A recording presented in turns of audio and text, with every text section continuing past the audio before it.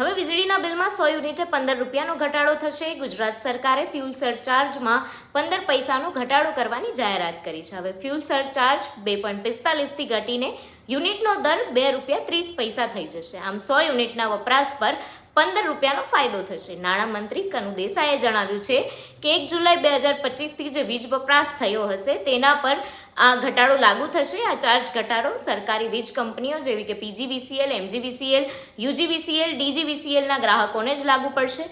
ઉદાહરણથી સરળ ભાષામાં સમજીએ તો 100 યુનિટનો વપરાશ હોય એના પર હાલનો ફ્યુલ સરચાર્જ 2.45 ગણીએ તો એ ₹245 થાય છે, પરંતુ હવે એમાં 15 પૈસાનો ઘટાડો થયો છે. ફ્યુલ સરચાર્જ ₹2.30 થાય છે, જેથી 230 ફ્યુલ સરચાર્જ થાય. આમ 100 યુનિટે 15 રૂપિયાની બચત થશે. આ નિર્ણય તમને કેવો લાગ્યો? આ નિર્ણય તમારા ખીચાને કેટલો અસર કરશે તે અમને કમેન્ટ કરીને ચોક્કસથી જણાવજો. જોડાયેલા રહો વિશેષ ન્યૂઝ સાથે.